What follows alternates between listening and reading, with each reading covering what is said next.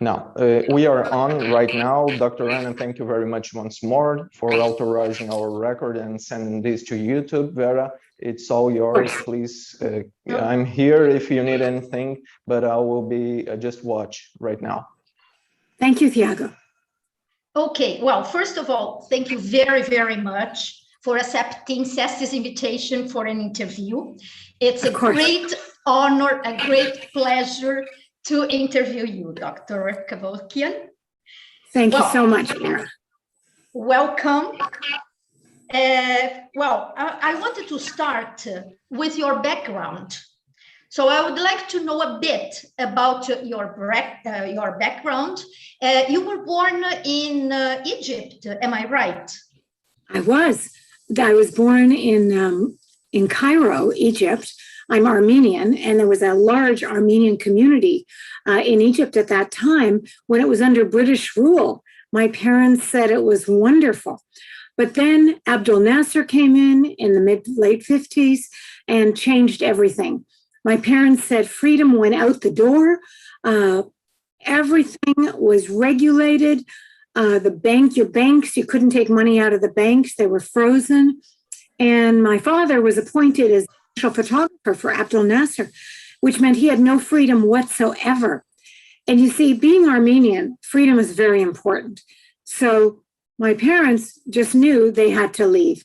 And they told me they left in the dead of the night with 8 suitcases, 2 mothers, my 2 grandmothers, and her 3 children. I'm the youngest, and I have 2 older brothers. And we came to Canada, Toronto, and we stayed in a friend's basement for 6 months until my father got his business up and running. It was a very difficult time for my parents, but they did it for their children because they wanted to raise us in freedom. Mm-hmm. Wow, wow. So you had all your career in Canada, in Toronto, am I right? Yes, that's right. Okay.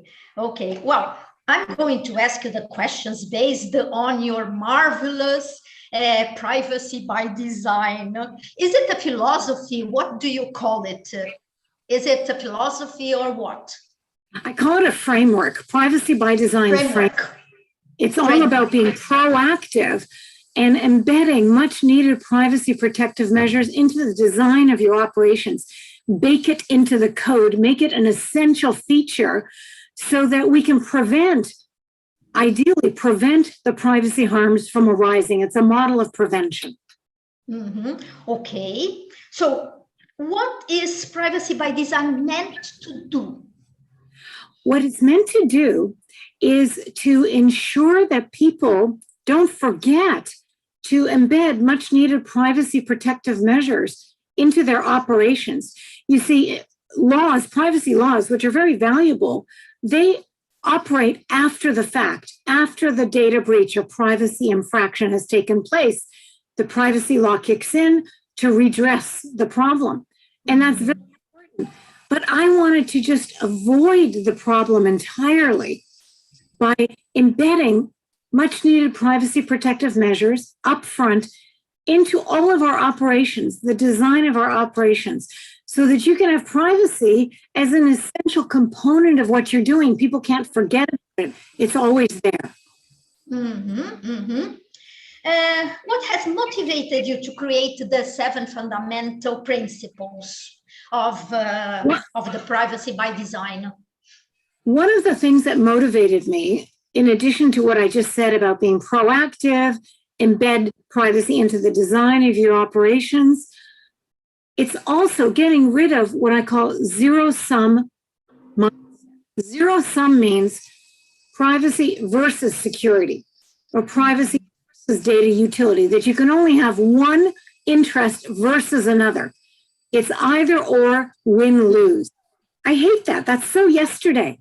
I want you to have privacy and security, privacy and data utility, privacy and marketing. You can do both as long as you're proactive and you embed privacy protective features into your operations up front. And that's the mindset I'm trying to create, that it's not one interest versus another, that you have to get rid of privacy because you need security. Of course you need, Of course, you need data utility and privacy. You can do both. Both, okay. Have the main objective of privacy by design changed since its beginning? You know, Vera, it has not, because the essentials of privacy by design, being proactive, getting rid of zero-sum models, ensuring strong security throughout all your operations, ensuring access to the data subject, because it's your information. You should have a right of access to your information.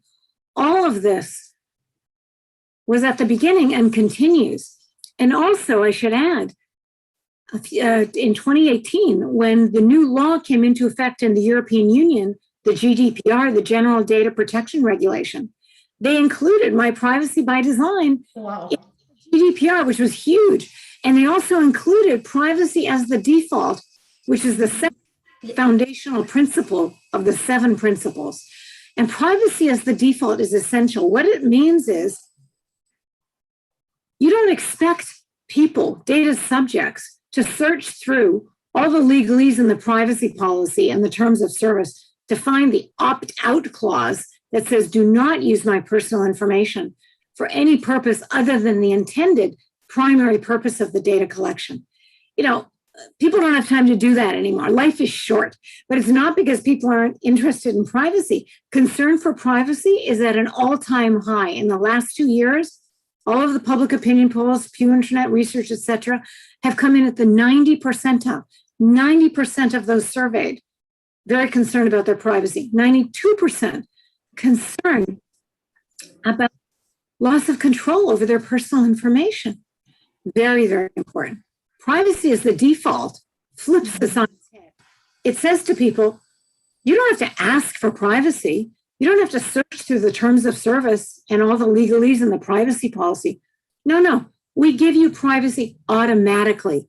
It is embedded as the default setting into all of our operations. We are only permitted to use your personal information for the primary purpose of the data collection that you consented to. That's it. And if later on we want to come back, if there's a secondary use that arises that we'd like to use your information for, we have to come back to you and seek your positive consent for the secondary use. What I've been told is that this builds trust like no other, and there's such a trust deficit right now. This builds trusted business relationships. That's why people love it. But there are some critics that say that your approach of privacy by design has emphasized the business interests rather than consumers' interests. So how do you react to these ideas? You can see that I'm laughing because it's nonsense. It's utter nonsense. Privacy by design is all about ensuring that the individual, the consumer's privacy preferences are respected. It's all about ensuring control on the part of the data subject, the consumer. You look at foundational principles 6 and 7. It's all about giving people a right of access to their personal information, because as I tell businesses and governments all the time, you may have custody and control of someone's personal information, but it doesn't belong to you. It belongs to the data subject. So give them a full right of access to their personal information. And number 7, keep it user-centric. Focus on the user. When the interests of the user are primary, privacy is embedded throughout. So this is all about ensuring the consumer, the privacy, individual's privacy is protected. And that's why I want to do that plus business interests, because you see, consumers have an interest in business. They're engaging with businesses all the time. So you want to make it beneficial to both parties, not one versus the other, both. That's how you build trust and you build trusted business relationships. That's what we need. Beautiful, beautiful. Is there any hierarchy in displaying each of the 7 design principles, or are they equally important, interdependent? What would you say about them? To me, they're equally important. Being proactive about privacy is essential. We start there, embedding privacy into your design, critical so that you can't forget about it. It's always present in the design of your operations, baked into the code. Security is essential. Well, I always say that you don't give up privacy for security.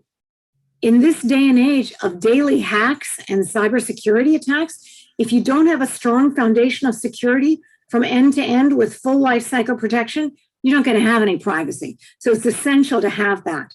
I've already talked about getting rid of the zero-sum either-or mindset. I always want to make it a win-win, which we can do. And then I've talked about the right of access for data subjects. This is your information. You need to have a full right of access and keep it focused on the users.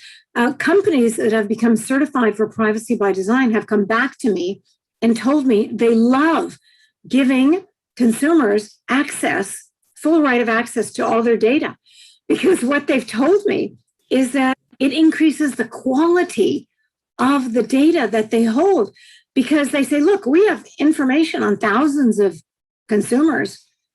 We don't know everything that's correct and isn't, but when you give a right of access to the data subject, to the consumer, to their own data, they know right away if something is mistaken or no longer applicable. So they say, right away, they contact us and they say, no, that was 2 years ago. Here's the correct information for now. They correct the information that is being held by the company and thereby increase the quality of the information. So it makes it a much better win-win when consumers have a right of access to their own information. It benefits the company, it benefits the consumer. Win-win. That's always my mantra. Loved this. Win-win. Beautiful, beautiful, beautiful. How is it possible to ensure that privacy by design, the 7 principles, have been applying through all system life cycle? That's a good question, and it's very difficult to ensure that. But one of the things I always ask companies is, do you have a data map? And they say, huh? They don't know what I'm talking about. A data map is critical because what it will do is it will ensure that the personal information you collect from your consumers, which they gave consent to at the first operation when you were using the information for a particular purpose, that information often flows throughout a company to different departments, and you may need additional consent for some additional uses that may have arisen that the company may have forgotten to come back to you. So if you have it maps the consent given for the particular reason and any additional uses that require additional consent, and you can go back to your consumers, to your users, and get additional consent. So I always urge companies to develop a data map. It will help you enormously. Great. Now, thinking about your trilogy, okay, I have a very long question. Privacy by design extends to a trilogy that encompasses 3 things: IT systems, accountable business practices, and the physical design and the network, the infrastructure. Now, can you explain a bit more about this trilogy? And let me complement with something else, with 2 more questions. Maybe I get a better answer. Is it a trilogy because privacy concerns must exist in all 3 at the same time? Or is it a trilogy because only with PBD at the design of the 3, we can enhance privacy? I always say that those 3 have to go together. And to be clear, IT systems, this is what captures our personal information. If you don't have that interlocked with your business operations and your practices, the privacy strength of your privacy protective measures will be lost. So I always say you have to focus. Start with IT. That's critical because that's what the information you have, and hopefully the consents that you have for particular uses of the information that you can then apply to certain business practices. But if you don't do that, you're going to lose out somewhere. So this is essential to have all of this present in these three areas at the same time and keep your staff focused on ensuring that these measures will in fact be respected and reflected throughout all your operations. Great. Protection, privacy, and personal data transparency are important issues.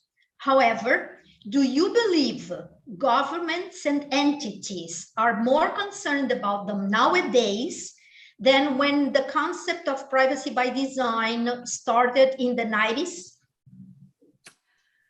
Well, I wish I could say yes to that.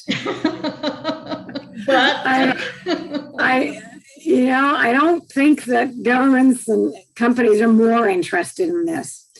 Now, to be fair, I work with a lot of companies, and they very much, the companies that are interested in privacy and building trusted business relationships are very concerned about privacy, and they want to lead with that, which is why they approach me to ensure that they're offering privacy throughout. And there's something called a Decentralized Identity Foundation, consisting of all of the major companies, IBM, Microsoft, Intel, et cetera, where they want to decentralize personally identifying information so it's under your personal control in a decentralized manner as opposed to centralized. Governments, on the other hand, have very centralized operations, and they to centralize the data, which enables them to grant additional consents to potentially unauthorized third parties. So we always have to be on top of this. I always say it's like a chess game, point, counterpoint. You never give up. So it's always a hard try. Okay. And how can one implement privacy by design in an existing system? If you have a system, how can you implement it? You can implement it successfully. You're right. And most companies have to start somewhere. And they usually have some measures, usually associated with security, which is good. So you need strong security. So I always say to them, let's start by looking at the information you collect from consumers and the type of consents that you provide upfront. Remember, privacy as the default foundational principle is all about ensuring that you only use information for purposes that have been consented to by the data subjects, the consumers. So I would say start there and see what levels of consent you may need to build into your operations that may be lacking. And then see how you can embed these new privacy protective measures, which are now going to be proactive upfront, into the design of your operations, into the different aspects of your programs, build it into the code. I always say you have to embed it into your computer programs. So I urge companies to just do a review, excuse me, of the way you collect personal information and how it's used and how consent is obtained, and become very proactive. Great. I go back to 1995 now. In 1995, you and Don Tapscott, is that his name? Yes. Wrote the book entitled "Who Knows? Safeguarding Your Privacy in a Networked World." Do you believe that nowadays the internet users are more concerned? Now I go back to users. They are more conscious of safeguarding their privacy than back then in 1995? Let me put it this way: they should be more cautious and more concerned about the privacy associated with the information they obtain, because with the massive amount of computer systems and online operations and everything is coded, there are so many additional areas where privacy could be contravened. Are they actually more concerned than back then? It's a question mark, Vera. I don't. That's why we wrote the book in 95, because there was so much concern back then. We needed to start somewhere, and that's where we started. And the concern has grown. So I'm not sure if they're more concerned back then or now. Let me just say they need to be equally concerned, if not more now. Beautiful. Considering we live in an environment biased by government, business, and individual interests, is privacy a common objective or a friend for once and a foe for others? I don't think it should be considered a foe to others, although I can imagine how some people may frame it that way. Because some businesses think that privacy is going to impede their operations, that's going to hold them back. Excuse me, I do a lot of speaking to private sector companies, and I go into a board of directors, and when they see me, they're not very happy to see me, I can tell you that. To them, give me 10 minutes. If I can't introduce you to privacy by design as being something that will be good for your business, then I will leave after 10 minutes. And I do a quick introduction. And all of a sudden, I have their interest because they think I'm going to say, stop doing what you're doing and you can't do this and that. That's never what I say. I say, here's how privacy can enhance your operations. Yes. It can trusted business relationships that are totally lacking now. You have to use privacy as a friend, something that will increase innovation. It is amazing in terms of the opportunities it can bring you, but you need to view it as a positive, not as this negative that's going to hold you back. So I just need 10 minutes with companies, and I usually bring them around to that view, and I show them how privacy can enhance their operations, not detract from it. Great. Will privacy prevail in the long run? Do you see a positive or a negative trend in the foreseeable horizon? Privacy has to prevail in the long run. Privacy forms the foundation of our freedom. You cannot have free and open societies without a solid foundation of privacy where people have control over the use and disclosure of their personal information. It's their information. It's not yours. It's not the government's. It's theirs. This has to prevail. Now, as I said, it's like a chess game, forward, backwards. I'm not saying it's smooth sailing, but as I mentioned at the beginning with my background, freedom is critical to people like myself, Armenian people, many people around the world. We want to be free. And anything that detracts from that, I will oppose. You cannot have freedom without privacy. It's absolutely essential. Historically, we know this. So in my view, privacy will prevail. Great. I have one more question. What are the stronger forces that you shape privacy? I'm sorry, I didn't hear that. The what? What are the stronger forces that you shape privacy? Encryption. When you think of online operations and communications, encryption is critical. How do you protect your data online? You're communicating with people. How do you your communications on your cell to their cell or whatever are restricted to just the two of you? Apple has amazing techniques here. You know, they have end-to-end encryption. I have an Apple iPhone, and I'm confident that whoever I communicate with, the data are encrypted end-to-end. In fact, Apple has been taken to court in the United States when James Comey was Attorney General. He took Apple to court and said, we want you to open up this iPhone. It's encrypted. We want to open it.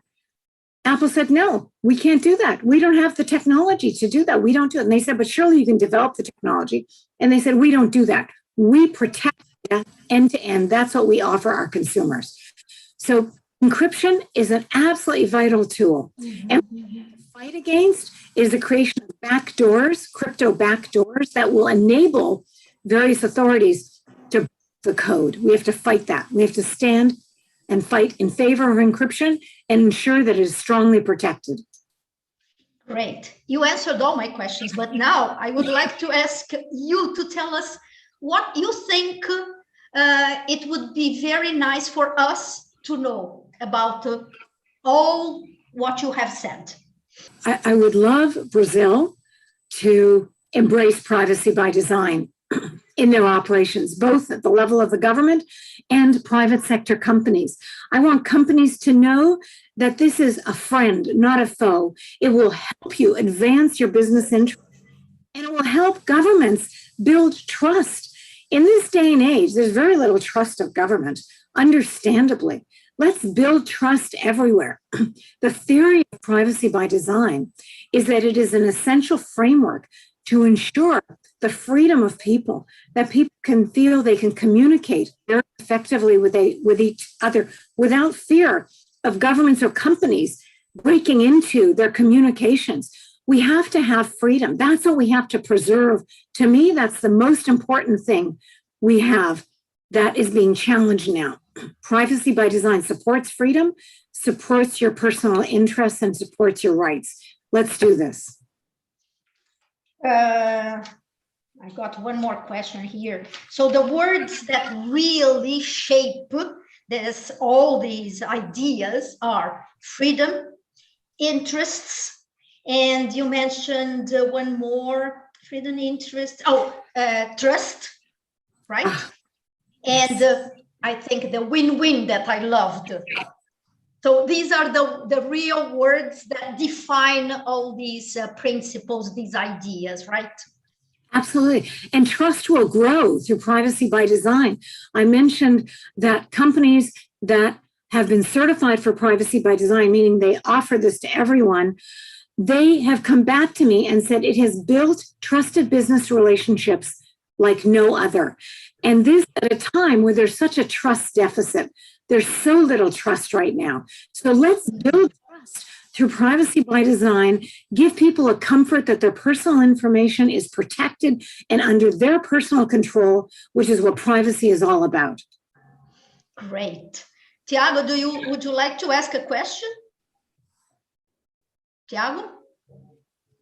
I don't know. Yes, sir. Okay. I'm here. Can you hear me? Yes. Can you hear me? Yeah. Okay. Dr. Rana, once more, it was fantastic. Love your approach on zero sum about the privacy by design. It's quite a fantastic approach. It's a fantastic way to understand the situation. And I studied a little bit about this on my PhD thesis using applying game theory on law. I guess it's quite fitable. And the question that I'd like to ask you, Dr. Rana, despite the fact that I understand that you answered at some point and in your interview, I'd like to know, do you believe that it's feasible for the companies use, just one second. Do you think it's feasible for the companies in the world adopt privacy design, believe in and using this non-zero-sum theory in their day-to-day basis and get profit with that? Or do you think it's not feasible at all? It's totally feasible. I'll give you one company here in Canada, TELUS. They're one of the top 3 telecommunications companies, telcos in Canada. They have been certified for privacy by design in various services that they offer. And they've come back to me and said that it has built trust like no other.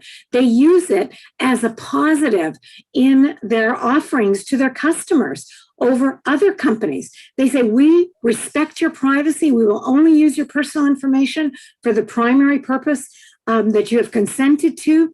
We will restrict your information to that purpose alone, and we greatly respect your privacy. Individuals love it. Consumers love it. They go to TELUS and they respect working with TELUS and they give them their business. So TELUS has used privacy by design for many years and has profited from it. It's a win-win. Win-win will be very famous. I'm so glad. It's adorable. Okay, Thiago, do you have one more question? No, thank you very much, Dr. Rana. It was a pleasure for us to have you here. Thank you very much for your so nice receptibility. And Vera, I guess you can say the final words. It's my pleasure. I've really enjoyed speaking with you. And when this is done, if you can send me a link to our interview, I'll post it on our website. Sure. Thank you very, thank you so much. All the best. I hope I can come and visit you in Brazil one day. Oh, I hope so. I visited Canada, but I was not in Toronto. I was in Vancouver. Another time. Maybe Okay. one day I'll visit you. But It'll thank be you a pleasure to come to Brazil. very, very much. Thank you on my behalf and on CEST's behalf. Thank you so much. Bye-bye. Bye-bye.